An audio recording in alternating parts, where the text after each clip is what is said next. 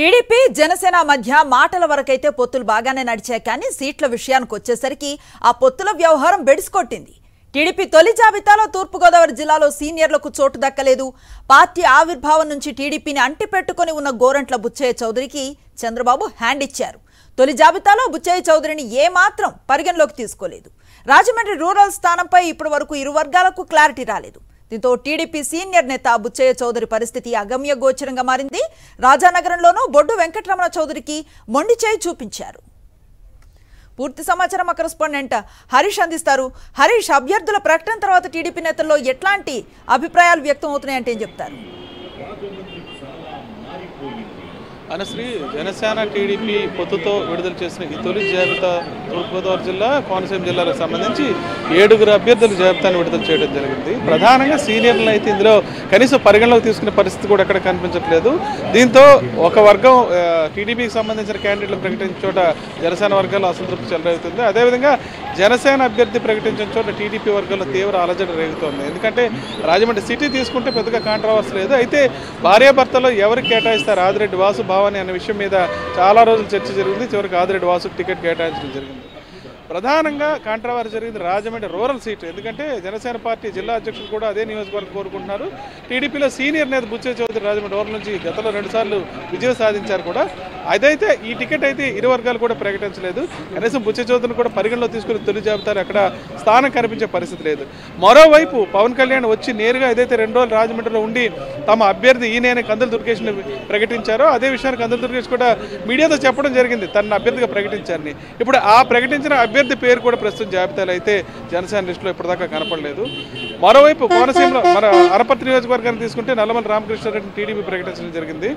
దీంతోపాటు ప్రధానంగా రాజానగరం తీసుకుంటే జనసేన బత్తుల బలరామకృష్ణ అక్కడ అభ్యర్థిగా ప్రకటించింది. ఇక్కడ టీడీపీకి సంబంధించి ఇప్పటికే బొడ్డు వెంకటరమణ చౌదరి తెలుగుదేశం పార్టీ తరఫున చాలా వరకు వర్క్ చేసుకున్నారు. కొన్ని రోజులు సంవత్సరాల నుంచి ఆయన వెయిట్ చేస్తున్నారు అక్కడ సీటు కోసం. అయితే ఇది కాస్త జనసేనకు మొన్న ప్రకటించడంతోనే తీవ్ర అలజడి రేగింది. ఆయన కూడా తీవ్ర ఆందోళనకు దిగడం జరిగింది. ఎట్టి పరిస్థితుల్లో ఈ సీట్ తనకే వస్తుందనుకున్న తరుణంలో ఇప్పుడు మరోసారి జనసేన ఆ సీట్ని కైవసం చేసుకుంది. ఆ స్థానంలో తామే పోటీ చేస్తామని చెప్పడంతో టీడీపీ వర్గాల్లో తీవ్ర అసంతృప్తి చెలరేగుతోంది. మరోవైపు కోనసీమ జిల్లాలో డాక్టర్ బిఆర్ అంబేద్కర్ కోనసీమ జిల్లాలో తీసుకుంటే 4 స్థానాలు కేటాయించడం జరిగింది. ఇందులో ప్రధానంగా చెప్పుకోవాల్సింది ఏంటంటే కొద్ది రోజుల క్రితం పవన్ కళ్యాణ్ చేసిన ప్రకటనలో రాజానగరం, రాజోలు తమ అభ్యర్థులే పోటీ చేస్తారని ప్రకటించారు. అయితే ఇప్పుడు చెప్పిన లిస్టులో రాజోలు కూడా కనుమరుగైపోయింది. రాజోలు కూడా ఆయన ప్రకటించిన మొదటి లిస్టులో ఎక్కడ కనిపించే పరిస్థితి మనకు కనపడటం లేదు.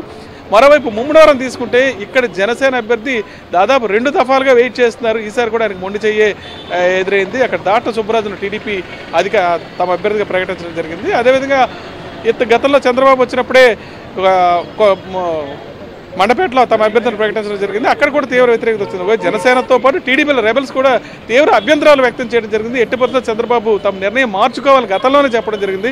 అయితే చంద్రబాబు యథావిధిగా సిట్టింగ్ ఎమ్మెల్యేకి అక్కడ టికెట్ ఇవ్వడం జరిగింది. అదేవిధంగా పి గన్నవరం తీసుకుంటే కొత్త అభ్యర్థి అక్కడ టీడీపీ ప్రకటించారు. అక్కడ జనసేనకు అనుకూలంగా ఉన్నా సరే ఆ స్థానాన్ని టీడీపీ తమ అభ్యర్థిని ప్రకటించడం జరిగింది. ఏ రకంగా చూసుకున్నా సరే ఇంకో ప్రధాన అంశం ఏంటంటే కొత్తపేట, కోనసీమ జిల్లాలో ఉన్న కొత్తపేట నియోజకవర్గంలో అన్నదమ్ముల మధ్య పోటీ జరిగే పరిస్థితి. ఎందుకంటే బండారు సత్యానందరావు టీడీపీ తరఫున, అదేవిధంగా బండారు శ్రీనివాసరావు సొంత తమ్ముడు ఆయన జనసేన తరఫున ఇప్పటి వరకు రంగంలో ఉన్నారు. అయితే ఈ స్థానం కాస్త టీడీపీకి దక్కడంతో జనసేన వర్గాలు కూడా తీవ్ర ఆందోళన కూడా వ్యక్తం చేసే పరిస్థితి. ఈసారి ఎట్టి పరిస్థితుల్లో తమ అభ్యర్థికి టికెట్ ఇవ్వాలని కోరాయి. అయితే ఇది కూడా నెరవేరలేదు. దీంతో ఎటు చూసుకున్నా సరే 7 నియోజకవర్గాల్లో చాలా వరకు అసంతృప్తి ఉన్న విషయం స్పష్టంగా కనిపిస్తుంది. Anusri, right, thank you Harish. ఉమ్మడి పశ్చిమ గోదావరి జిల్లాలో పీతల సుజాతకు చంద్రబాబు మొండి చేయి చూపించారు. చింతలపూడి టికెట్ను నాన్ లోకల్కు కేటాయించడంతో టీడీపీ శ్రేణుల్లో విభేదాలు భగ్గుమన్నాయి. ఉండి నియోజకవర్గంలో మాజీ ఎమ్మెల్యే శివరామరాజుకు సీటు దక్కలేదు. తణుకులో పవన్ మాట ఇచ్చిన రామచంద్రరావుకు సీటు దక్కలేదు. తాడేపల్లిగూడెం, నరసాపురం స్థానాల్లో టీడీపీ జనసేన మధ్య సయోధ్య కుదరలేదు. ఏలూరు సీటుపై ఆశ పెట్టుకున్న జనసేన నేత రెడ్డప్పనాయుడికి నిరాశ ఎదురైంది. మరింత సమాచారం మా ప్రతినిధి రాజు అందిస్తారు. రాజు, ఉమ్మడి పశ్చిమ గోదావరి జిల్లాలో పీతల సుజాతకు చంద్రబాబు మొండి చేయి చూపించారు. అలాగే పలువురు నేతలు కూడా తీవ్ర అసంతృప్తితో ఉన్నట్టు తెలుస్తోంది. కొందరైతే ఏకంగా రాజీనామా చేయడానికి కూడా సిద్ధపడుతున్నట్టు తెలుస్తోంది. అప్డేట్స్ ఏంటి?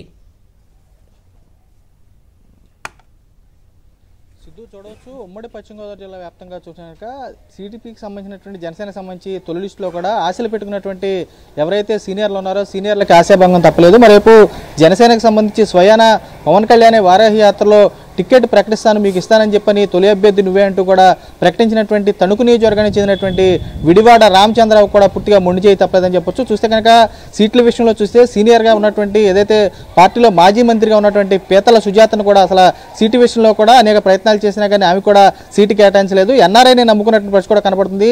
చింతలపూడికి సంబంధించినటువంటి నాన్ లోకల్గా ఉన్నటువంటి సొంగ రోషన్ ఎవరైతే ఉన్నారో ఆ రోషన్కి సంబంధించినటువంటి నాన్ లోకల్ వ్యక్తిగా ఇప్పటికే సీటు కేటాయించారు. గతంలో కూడా చూస్తే కనుక ఇక్కడికి సంబంధించి కూడా ఆశలు పెట్టుకున్నటువంటి చింతమనేనికి సంబంధించి కానీ మరేపు ఏదైతే మాగంటి బాబుకు సంబంధించినటువంటి ఇద్దరు నేతలు కూడా సొంగ ఎక్కడైతే ఆ రోషన్కి ఇవ్వద్దు, మరేపు బొమ్మాజీ అనిల్కి కేటాయించాలని కూడా వారు మద్దతు తెలిపారు.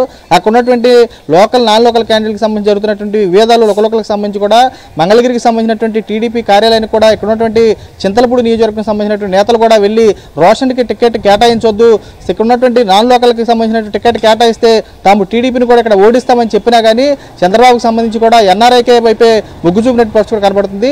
ఏలూరు జిల్లాకు సంబంధించి మరోవైపు ఏలూరుకి సంబంధించినటువంటి టౌన్ సీట్ ఏదైతే ఉందో రెడ్డప్పల్ నాయుడు గతం నుంచి కూడా నాకే ఈ సీటు వస్తుంటూ కూడా ప్రచారం చేశారు. ఆయన ప్రచారం చేసినా కానీ పార్టీకి సంబంధించినటువంటి ఇక్కడ ఎవరైతే బడ్జెట్ రాధాకృష్ణ చంటి ఎవరైతే ఉన్నారో అతనికైతే సీట్ అయితే కేటాయించారని చెప్పొచ్చు. ఇప్పటికైతే ఇక్కడ ఉన్నటువంటి ఏలూరు జిల్లాలో న్యూజివీడ్కి సంబంధించినటువంటి సీటు కూడా పార్థసారథికి కేటాయించారు. ఇక్కడ 3 స్థానాలకు సంబంధించి కూడా టీడీపీకే తన పట్టు సాధించిందని చెప్పొచ్చు. మరేపు మిగిలిన ఉమ్మడి పశ్చిమ గోదావరి జిల్లా చూస్తుంటే కనుక అక్కడ కూడా జనసేనకు సంబంధించి ఎక్కువ స్థానాలు కేటాయిస్తారు. పవన్ కళ్యాణ్ వారాహి యాత్ర కూడా చేశారు. చేసిన ఏరియాలకు సంబంధించి కూడా ప్రధానంగా సీట్ల విషయంలో కూడా పవన్ కళ్యాణ్ కూడా పట్టు సాధిస్తారనుకున్నా కానీ జనసేనకు సంబంధించినటువంటి సీట్లు ఆశించిన నేతలు కూడా పూర్తిగా ఆశాభంగం అయితే ఎదురైందని చెప్పొచ్చు. ఇద్దరి మధ్య సయోధ్య అయితే సరిగ్గా కుదరలేని చెప్పొచ్చు. ఉండికి సంబంధించి చూసుకునే కనుక టీడీపీకి సంబంధించినటువంటి మాజీ ఎమ్మెల్యే ఎవరైతే ఉన్నారో వేటుకూరు శివరామరాజు ఎవరైతే ఉన్నారో శివరామరాజు కూడా తనకు టికెట్ కేటాయించాలని చెప్పి తన పార్టీ కార్యాలయాలు ఓపెన్ చేసుకోవడం, మరి అక్కడ ఉన్నటువంటి సేవా కార్యక్రమాల్లో పాల్గొంటూ అక్కడ ఉన్నటువంటి తాజా ఎమ్మెల్యే ఎవరైతే ఉన్నారో ఆ ఎమ్మెల్యే కూడా విభేదించినటువంటి పరిస్థితి కూడా కనబడుతుంది. టికెట్ తనకే వస్తాయని చెప్పి ఆశ పెట్టినా కానీ ఆయనకైతే గతంలో నరసాపురం పార్లమెంటు ఎంపీకి పంపించినా కానీ ఇప్పుడు సీటు వస్తుందని ఆశలు పెట్టుకున్నటువంటి ఆయనకు కూడా సీటు రాలేదని చెప్పొచ్చు. పక్కన ఉన్నటువంటి మరో నియోజకవర్గం చూస్తే కనుక నరసాపురం నియోజకవర్గానికి సంబంధించి ఇప్పటికే టీడీపీలో గ్రూప్ తగాదాలు ఎక్కువయ్యాయి. జనసేన నుంచి కూడా మరేపు ఇద్దరు నేతలు కూడా సీట్లు ఆశిస్తున్న తరంలో అక్కడ ఉన్నటువంటి సీట్ను కూడా ప్రకటించలేదు.